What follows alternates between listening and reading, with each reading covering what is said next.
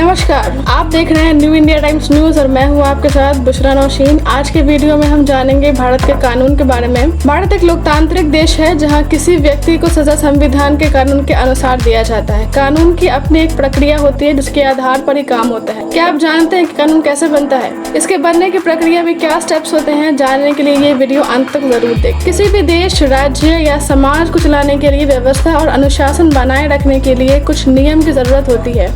उस नियम और कानून में बहुत छोटा सा फर्क होता है। जहां नियम काम करने के तरीके को बताता है, वहीं कानून उस तरीके और अनुशासन के टूटने पर उठाए जाने वाले कदम को बताता है। इसका उल्लेख संविधान में किया गया है। इसके समय पर संशोधन किए जाते हैं और कभी कभी नए कानून भी बनाए जाते हैं। भारत में कानून बनाने का अधिकार विधायिका को है।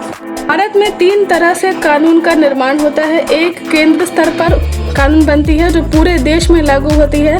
दूसरा, प्रदेश स्तर पर कानून बनता है जो किसी अमुक प्रदेश को ध्यान में रखकर बनाया जाता है। तीसरा, राज्य और प्रदेश के द्वारा मिलकर बनाया जाता है। कानूनों को 3 सूची के अंतर्गत रखा गया है। आइए अब हम ये जानते हैं कि संसद में कानून कैसे बनती है। सबसे पहले सदन में विधेयक को रखा जाता है। सरकार को जब ऐसा लगता है कि किसी मुद्दे पर कानून बनाने की ज़रूरत है तो सरकार कैबिनेट में इसी मुद्दे पर चर्चा करती है।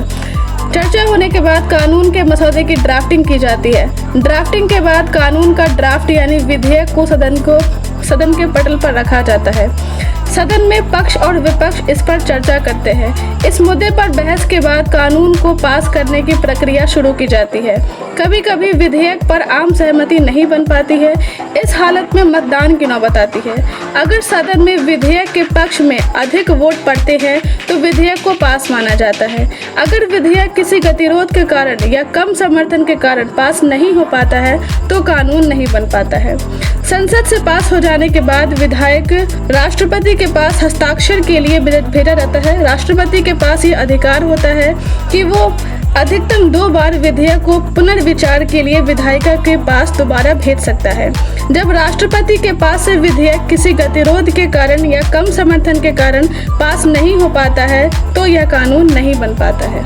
जब हम कानून बनाने की प्रक्रिया के बारे में बात कर रहे हैं तो हमें अध्यादेश के बारे में जानना भी बहुत ज़रूरी है। अध्यादेश सरकार के लिए एक खास अधिकार होता है। इसकी ज़रूरत तब पड़ती है जब सरकार किसी बेहद खास विषय पर कानून बनाने के लिए बिल लाना चाहती है, लेकिन संसद के दोनों सदन या किसी एक भी सदन का सत्र ना चल रहा हो। इस हालत में सरकार अध्यादेश लाती है जिसके तहत यह सीधा कानून बन जाता है। अध्यादेश की अवधि 180 दिनों की होती है और इसके बाद यह निरस्त हो जाता है। अध्यादेश से जुड़े कुछ महत्वपूर्ण तथ्य। नंबर 1, किसी एक ही विषय पर एक से अधिक बार अध्यादेश लाया जा सकता है। नंबर 2, भारत में अब तक 1950 से लेकर 700 से अधिक बार अध्यादेश लाया जा चुका है।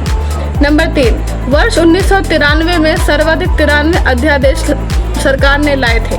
नंबर 4, वर्ष 1963 में एक भी अध्यादेश नहीं लाया गया था। नंबर 5, अध्यादेश में अगर मनमाना पूर्ण कानून बनाया जाता है तो इसे आप अदालत में चुनौती दे सकते हैं। नंबर 6, अध्यादेश के सहारे नागरिकों के मूल अधिकार का अतिक्रमण नहीं कर सकते हैं। नंबर 7, अध्यादेश को सरकार किसी भी समय वापस ले सकती है। दोस्तों, ये थी हमारी आज की वीडियो जिसमें हमने बात की भारत के कानून के बारे में कि ये कैसे बनती है, क्या स्टेप्स होते हैं इसके। आई होप कि आपको ये वीडियो अच्छी लगी हो। अगर आपको उससे कुछ सीखने को मिला है तो इसे आप ज़रूर लाइक करें, शेयर करें। धन्यवाद।